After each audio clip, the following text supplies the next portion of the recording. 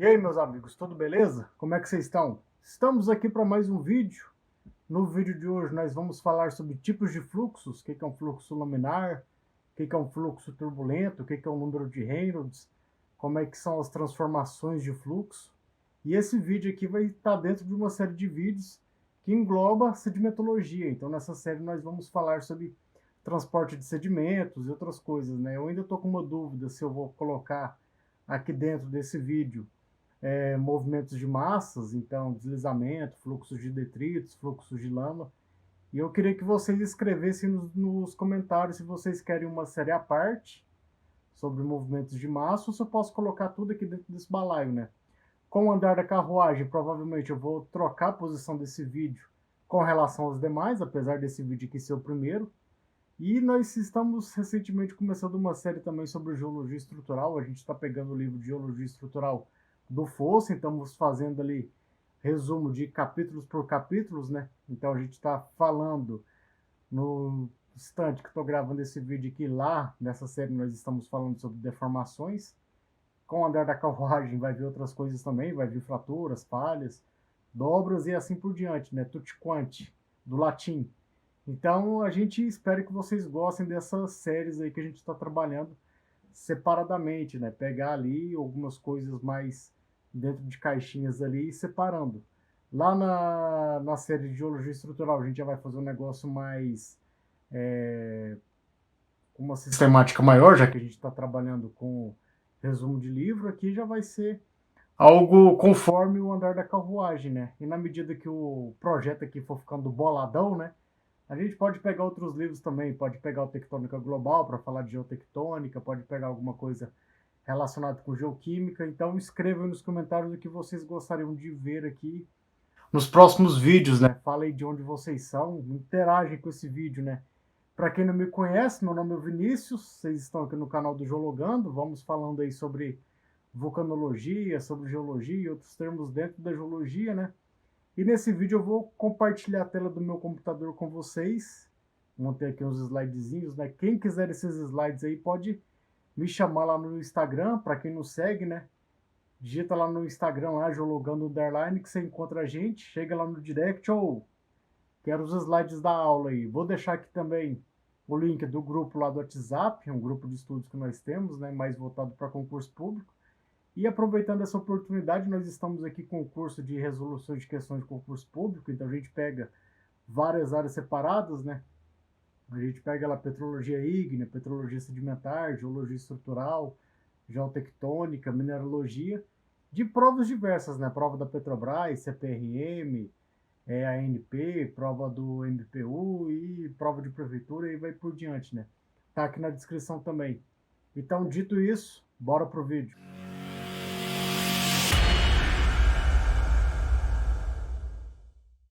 Aula de hoje nós vamos falar sobre fluxos, o que são fluxos laminares e turbulentos, e nisso a gente vai acabar abordando sobre o número de Reynolds.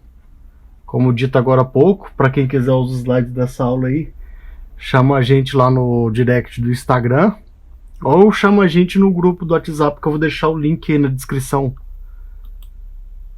Quando a gente fala sobre tipo de fluxo, a gente vai estar falando automaticamente sobre o transporte de partículas, né? Então, quando o sedimento ele é originado na rocha-mãe, né? A rocha-mãe ela fica exposta aos processos intempéricos, seja intemperismo físico ou químico. Então, esses sedimentos são retirados dessa rocha-mãe e são transportados. Então, quando a gente fala de transporte, esses sedimentos vão estar submetidos às leis da hidrodinâmica. Normalmente, quando a gente fala de fluxos laminares ou turbulentos, normalmente eles podem ser empregados na deposição de sedimentos fluviais, mas a gente também pode estar vendo isso em turbidítos, correntes e outros processos. Então, o fluxo das águas que a gente vai estar observando ao longo do transporte, né, vai estar transformando energia potencial em energia cinética. Vamos supor que eu tenho aqui um prédiozinho super preciso, as janelinhas, e aqui está o seu Zé. Gente, era para ser um bonequinho aqui, mas tudo bem. Ele segura uma pedra. Essa pedra que está aqui na mão dele é energia potencial. Quando ele solta essa pedra, aí essa energia potencial é transformada em energia cinética.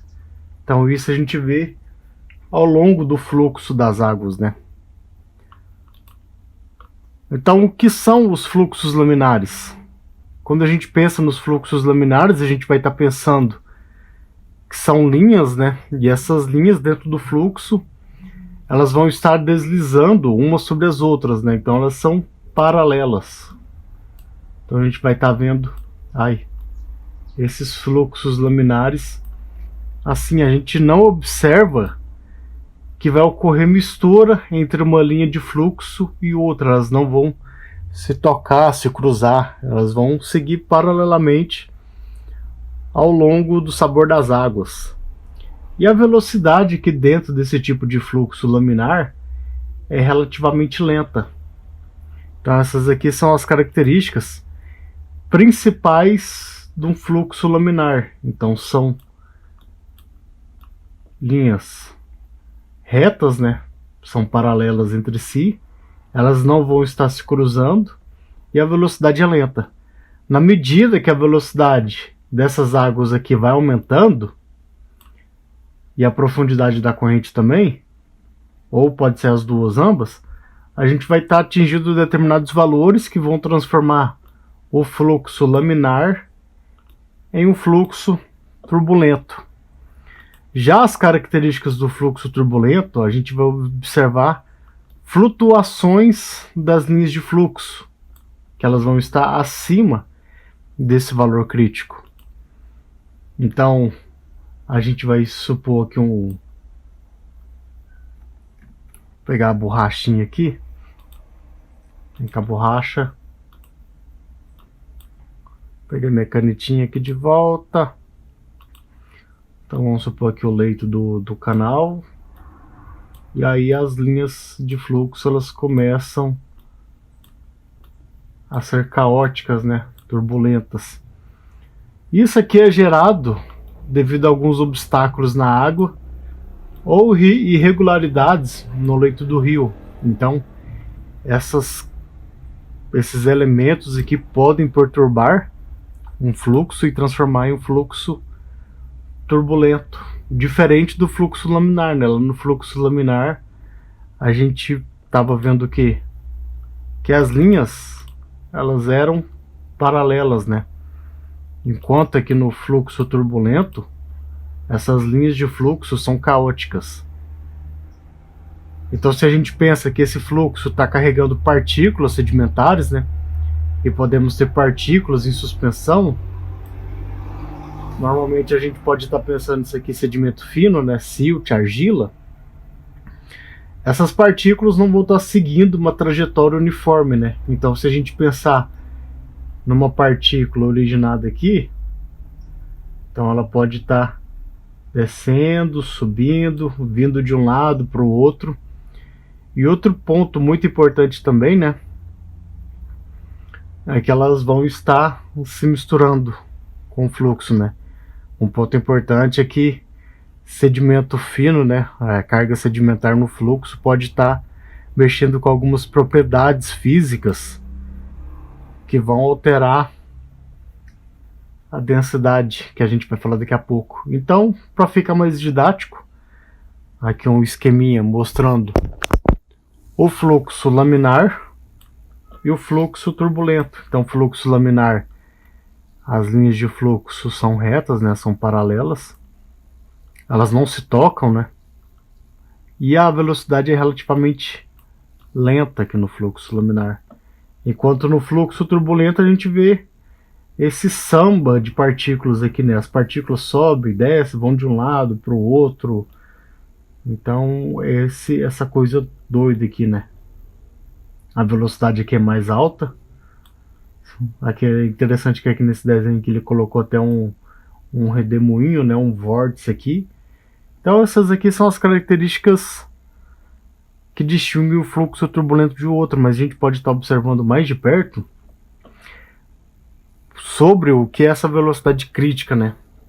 Então a gente tem alguns fatores que vão afetar essa velocidade, que vai transformar um fluxo laminar em turbulento.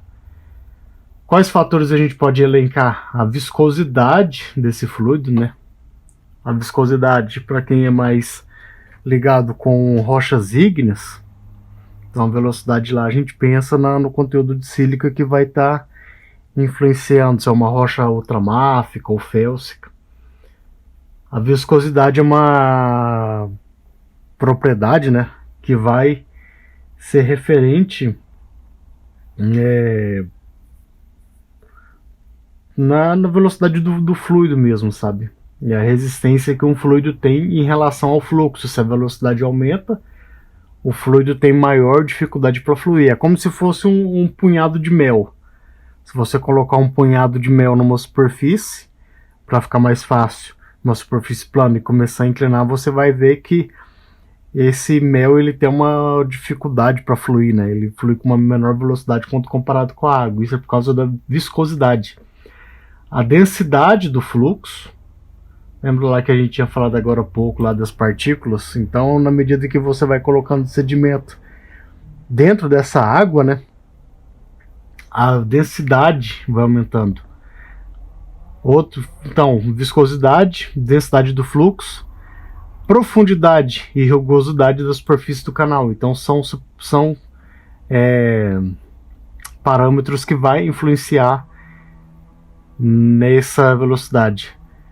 Então, para simplificar, a gente pode usar essa fórmula aqui. RE, que é igual a V vezes P, vezes essa letra grega aqui, que eu não lembro. Não lembro qual é o nome dessa letra aqui, vocês podem pesquisar depois. Não lembro qual é o nome dela. Dividido por micra. Acho que é micra isso aqui. Então, V é equivalente à velocidade, P é a profundidade. Não lembro se essa letra grega aqui é delta, mas eu acho que não é delta. Não lembro, não sei qual que é. É o peso específico. E o micra é a viscosidade do fluxo. E a transição vai estar ocorrendo entre 500 e 2000. Então, se você fizer essa conta, você vai obter algum número, né? Então esse número ele é um valor adimensional. Você não vai ter nenhuma dimensão, se é metro por segundo, quilômetro, é um número puro. E esse valor adimensional ele vai estar descrevendo a razão entre as forças inerciais e as forças viscosas dentro do fluxo. Então, o sistema, quando é dominado por forças viscosas, eles ou vão possuir baixa velocidade, a gente vai estar falando de um fluxo laminar. Então, o número de Reynolds é abaixo de 500. Agora, se o sistema ele é dominado, eu falei forças viscosas ou inerciais aqui, gente? Mas está aqui no slide que eu passei. Tem horas que eu estou falando, eu esqueço, eu dou um branco. Peço desculpas. Então, o sistema dominado por forças viscosas ou com baixas velocidades, o fluxo é laminar, número de Reynolds abaixo de 500. Quando o sistema é dominado por forças inerciais e a velocidade é alta em relação à viscosidade, então nosso fluxo é turbulento, o número de Reynolds é acima de 2000, né? Então, outras características, diferenças entre esses dois tipos de fluxos. Mas os sistemas naturais, eles são turbulentos, né? A gente dificilmente vai ver essa coisa bonitinha, esse fluxo laminar bonitinho. Normalmente o que a gente vai encontrar na realidade são os fluxos turbulentos. Eles vão ter uma alta razão de água ou sedimento. E essas partículas finas, né, vão estar gerando essas correntes sujas. Então, quando a gente fala lá do famoso fluxo de detritos, que eu vou acabar montando uma aula para vocês aqui ainda, tenham tempo, paciência. Fluxos de detritos, se a gente começa a pensar que está entrando partícula fina, silt, argila, esse fluxo vai estar aumentando a viscosidade, por estar aumentando, aliás, aumentando a densidade. E aumentando a densidade, então o fluxo de detritos tem capacidade de transportar sedimentos cada vez maiores. Então quando você olha lá para um fluxo de detrito, ele vai estar carregando um batacão. Isso aí é por causa que a densidade desse fluxo é muito alta. Outro ponto muito importante, né, agora indo um pouco mais além, é as transformações de fluxos. Nós temos 4 tipos de deformações de fluxos. A primeira que a gente vai estar falando aqui é a transformação de corpo, onde a gente vai ver que um fluxo laminar ele pode estar passando para um fluxo turbulento, ou um fluxo turbulento pode estar passando para um fluxo laminar, sem estar ocorrendo variação significativa do fluido intersticial no fluxo. Então a gente não vai estar perdendo fluido. A gente pode estar observando, vou colocar a setinha aqui, vejam, essa aqui é uma transformação de corpo.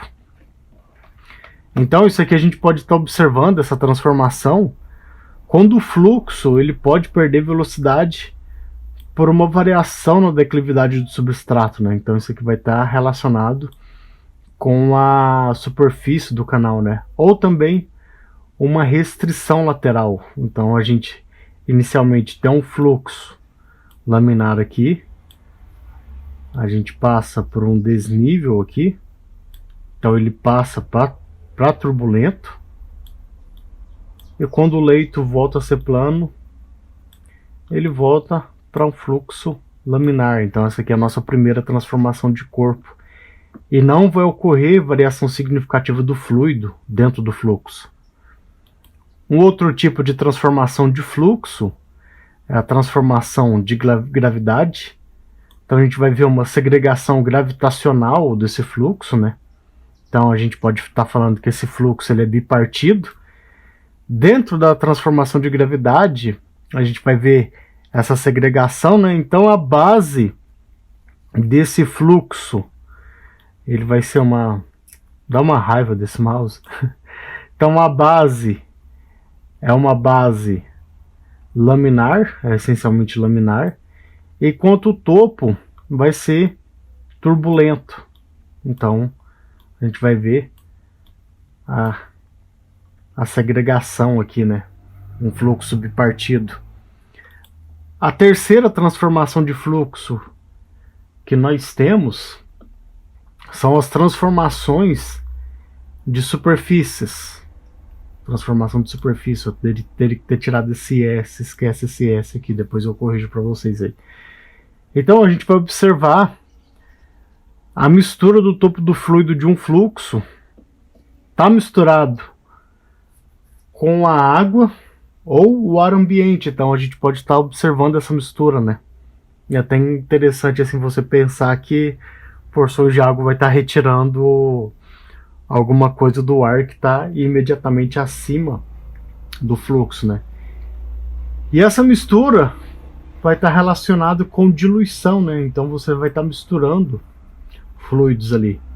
Isso vai levar ao aumento da turbulência e também uma separação de duas partes desse fluxo. Aqui a gente observa, nesse primeiro momento aqui, vou colocar essa caixinha, a gente começa a observar que o fluxo aqui vai começar a misturar um com o outro, e isso vai levar uma segregação desse fluxo, né? A base laminar e o topo turbulento. Onde que a gente pode estar observando isso aqui? Lembra-se lá dos turbiditos? Lá nos turbiditos, quando a gente vê o corpo do turbidito se locomovendo, a gente vai ver que o topo da cabeça ali do turbidito vai estar se misturando com a água que está em volta e que não está participando do fluxo. Então isso aqui a gente pode pensar na transformação de superfície dentro do fluxo dos processos turbidíticos. Este processo ocorre na superfície da corrente, né? Então eu dei aqui o exemplo de uma parte frontal do turbidito. Isso pode estar ocorrendo tanto na parte superior da corrente, como na superfície frontal inferior, onde vai estar se formando o nariz ali, né? Então a gente vai ver uma mistura intensa com o líquido ambiente. Então vai ter esse samba, né, essa farofa. A última transformação de fluxo, né, é a transformação por fluidização. Então a gente vai ver escape dos fluidos da camada de alta concentração. Então vamos supor que essa camada aqui é a mais concentrada. Então o fluido vai começar a escapar, né, vai começar a ascender e vai produzir uma camada turbulenta no topo, né? Então o fluido intersticial vai sair, vai se misturar com essa parte de cima do topo aqui e vai transformar numa camada mais turbulenta. Essa transferência de massa da camada basal para a superior modificando o fluxo. Então a gente vai ver isso aqui vai estar ocorrendo pela aceleração vertical do fluido intersticial, saindo da base do fluxo, quando há um salto hidráulico pela quebra da inclinação do fluido. Daqui a pouco a gente vai estar falando sobre salto hidráulico, né? Então o salto hidráulico ele pode estar ocasionando essas transformações de fluxo. Então, sobre transformações de fluxo de um fluxo para o outro, a gente pode estar relacionado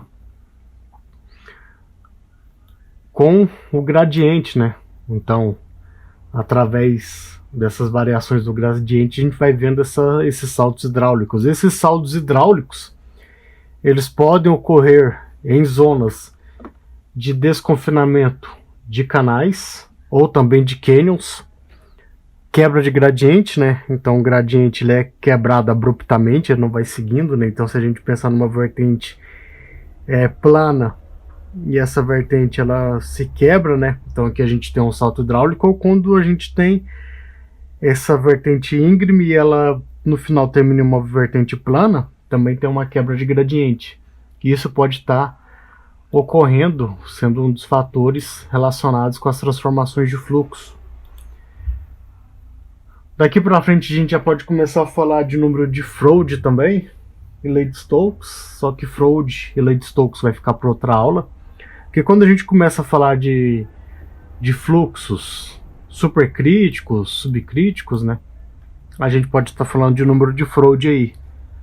Mas para terminar essa aula, então, o predomínio de forças inerciais ou de gravidade podem ser supercríticos ou subcríticos. Futuramente a gente vai falar sobre número de Froude aqui dentro também, né? Quando a gente fala de um fluxo supercrítico, quais as características dele? É dominado por forças inerciais, é como se você tiver um jato. Então, para quando a gente era criança, quando a mãe da gente ia mandar a gente lavar alguma coisa, seja a casa ou a garagem, tem horas que eu demoro a pensar assim, que é como se o processador do computador aqui tivesse lento, mas é a minha cabeça mesmo. Aí você pega a mangueira lá, espreme lá na ponta e você vai ver aquele jato saindo, né?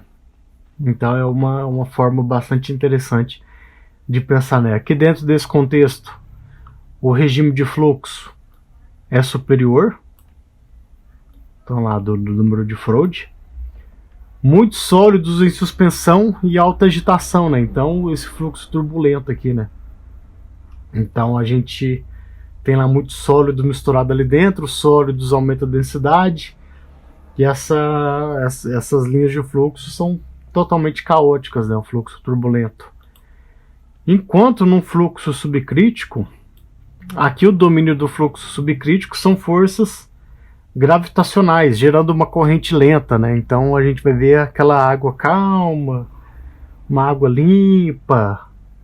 Então a gente vai estar dentro de um regime de fluxo inferior. Isso vai ser relacionado com águas calmas, né? Então velocidade bem baixa, está bem limpa, não tem muita sujeira. Então isso, fluxo supercrítico, fluxo subcrítico. Na próxima aula a gente fala sobre número de Froude, FR. Bom, vou deixar aí no link aí no link na descrição e o link do nosso curso de resoluções de concurso público, né? Quem quiser saber mais, me chama no direct ou me chama lá no grupo de estudos. O grupo de estudos aí, ó, tá na descrição do vídeo. Muito obrigado a todo mundo que chegou até o final desse vídeo aí, até o final dessa aula. Espero que vocês tenham aprendido bastante. Essa semana a gente vai estar falando mais sobre geologia estrutural, né? Então já vou deixar recomendado o primeiro vídeo que a gente gravou sobre geologia estrutural, é o meu vídeo de resumos aqui. Então nessa questão eu estou resumindo ali o livro de geologia estrutural. Tem muita gente que estuda para prova, concurso, prova de mestrado através dos vídeos, né? Então eu decidi fazer um negócio mais detalhado para vocês mandarem bem, né? Para quem não é inscrito do canal aí, se inscreva, apoie o nosso projeto aí, rumo aos 10 mil inscritos. E tenham todos um ótimo dia, uma ótima noite e até a próxima, pessoal. Muito obrigado e falou!